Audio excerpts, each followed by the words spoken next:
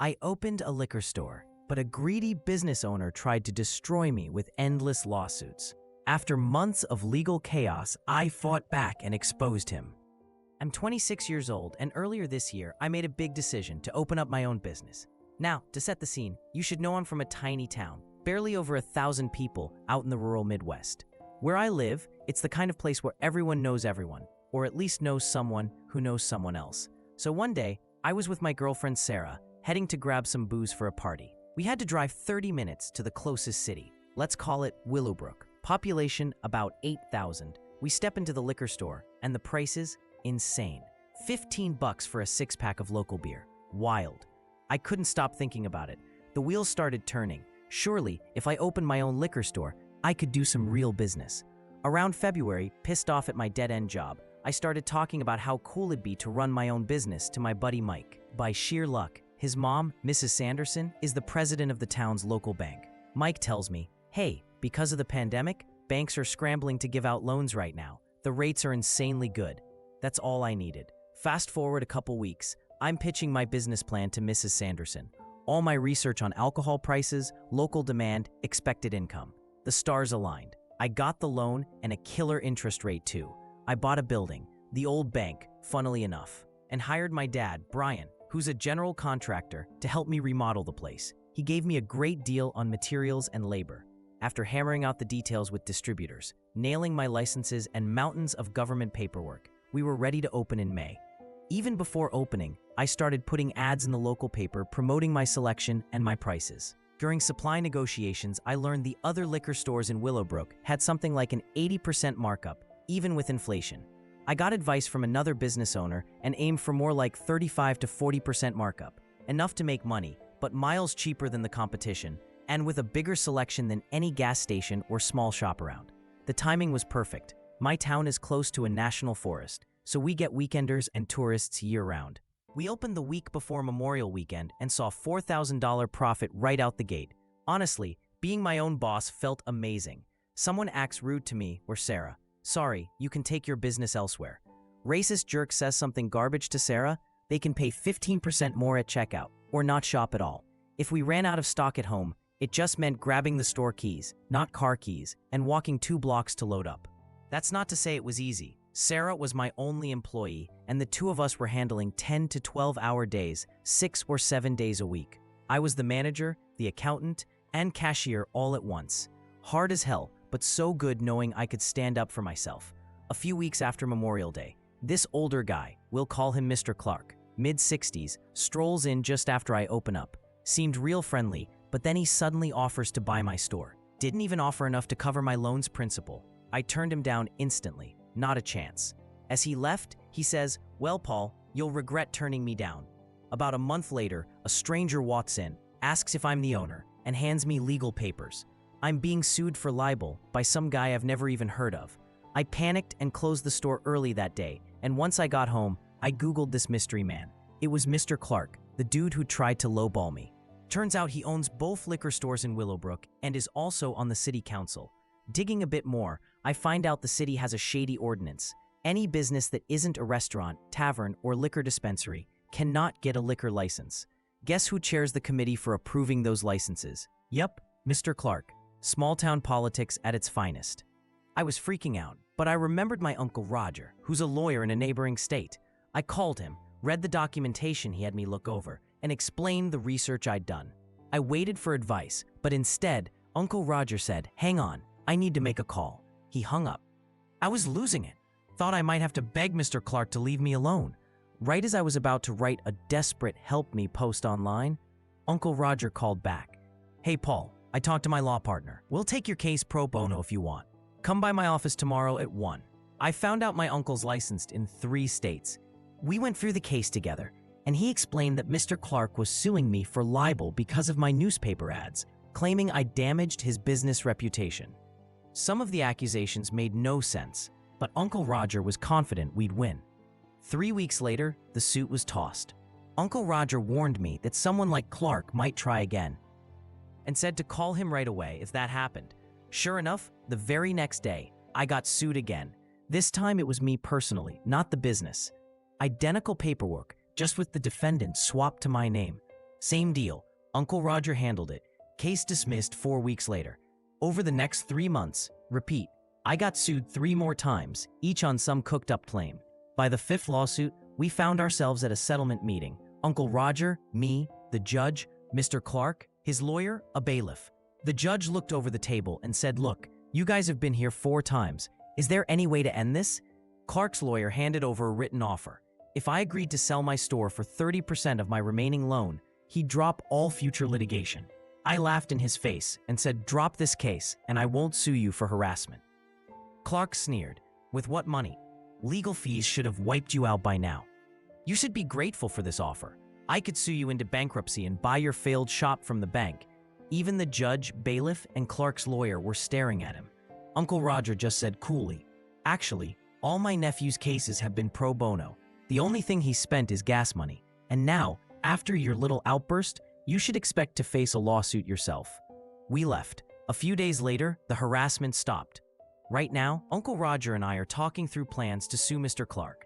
I want to set damages high enough to get attention from the press and expose his dirty tactics, though my uncle reminds me we need to be careful. If the sum's too high, it looks like revenge, not legitimate complaint.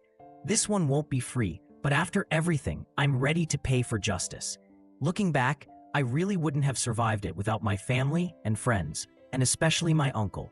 Without him, no way would my business still be standing. Someone commented, "Bethany's Diner, you're a great storyteller. You might want to ask your uncle to have any future claims dismissed with prejudice and your opponent declared a vexatious litigant." That's how these cases are usually handled, not with fresh harassment suits. Counterclaims for damages are taken up in the same case. It's often much more affordable. And courts don't like lawsuits just to punish someone for exercising protected rights to sue. And keep your distributors close. If Clark controls liquor licensing at the city level, he could easily use them to sabotage your business. Curious, which state are you in? I always thought liquor licenses had to be managed at the state level, with locals only controlling things like operating hours. Your state's civil courts work incredibly quickly. Everything you described usually takes years, not months, especially since COVID. If everything actually got dismissed in hearings, not at trial, that's still weeks of legal fees. Update 1. Just a quick follow-up to the story I posted last year. Link at the end if you want to see how it started. After I opened my liquor store with my now fiancée Sarah in our hometown, trouble followed. The nearby city, Willowbrook, had a couple of liquor stores both owned by Mr. Clark, who, as I learned, basically decided who could get a liquor license through this council position. He started losing business to us. We're only 40 minutes away. So after I turned down his insulting offer to buy, he tried to grind me down with endless lawsuits, libel, nuisance, you name it. For half a year, every week it seemed we were back in court, only for the cases to get thrown out, often with some heated commentary from the judge. Thank God for Uncle Roger. He took every case pro bono and didn't let me get buried by legal fees, which was obviously Mr. Clark's goal, to drain me until I'd have to sell or go under. Instead, with every case that got dismissed, Uncle Roger and I prepared the groundwork for our own big lawsuit. Here's why I didn't update until now. Once we sued Mr. Clark, my lawyer insisted I not post about it, even anonymously. The reason? If the other side found my story online and could connect it to me, they could claim I was only suing for online fame or clout, not because I'd been wronged.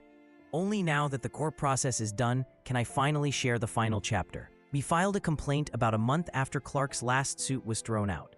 The basis was multiple counts of malicious abuse of process. Basically, that Clark had used lawsuits as a tool of harassment. Getting the papers officially served took forever. Someone clearly tipped Clark off about what we were up to, because he managed to dodge the process server for weeks. Finally, there was a city council meeting about transferring a liquor license. And that's where the server cornered him with the documents. Served at his own domain, Poetic Justice. Clark and his lawyers answered the complaint by flat-out denying everything. Called our lawsuit a gross misrepresentation, insisting every case he'd filed was legitimate and not malicious. There was even a bit in the official answer that accused me of revenge, painting himself as a protector of local business, just defending his store. It was a total no-you situation. Next came discovery, and a series of attempts by Clark's lawyers to kill the case. First, a classic motion to dismiss for being frivolous. The judge took one look, then threw it out immediately. After all, when four nearly identical suits come one after the other, all with only the defendant's name tweaked, that's classic bad faith. Second, they argued that since each lawsuit named a different party, me personally, my store, etc., the suits were all legitimate. The judge disagreed. Maybe that's technically true reading the law's letter, but it destroys the law's intent, and the pattern proved Clark was acting in bad faith. Motion denied. Third, Clark's team tried to transfer the case, saying the local court would be biased in my favor. They forgot to request a jury. We were fine with a bench trial, just the judge. The judge said, with no jury and nothing to suggest a venue change was necessary, there was no reason to move the case. They tried to appeal to state courts and got shot down. Everything was dragging out. Discovery took months. We rejected a series of settlement offers from Clark's camp. But the tide turned late November. Clark suddenly fired the manager of one of his businesses. That manager, now angry and with nothing to lose, gave the court some damning text messages. Part of discovery required Clark to supply any communications about the lawsuits. And these texts showed neither he nor his lawyers had turned over everything as required. The defense's legal team managed to get the text struck from official evidence, but the damage was done. The judge knew they'd tried to hide evidence.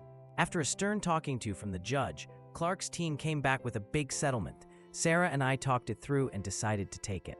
Our wedding is soon, and realistically, we just wanted to be done with the whole ordeal. Trials could drag on for months, and there's no guarantee we'd have gotten more at trial than we did by settling now. It's not the nuclear-level justice we, and maybe you, wanted, but after lawyers' fees, I paid off my remaining loan and have a nice chunk of cash set aside. Considering where we started, a couple up against a local kingpin, I'll take that as a win any day. That brings this story to a close. Personally, reading through this entire saga, it's a textbook story of small-town power structures and how stubborn resolve, the right legal support, and a little luck can help individuals push back. Justice, in this case, came gradually. Not all at once, but maybe that's how it has to be. I've got a question for you. Do you think it was worth taking the settlement instead of pushing for a full court victory? What would you have done? Let me know in the comments.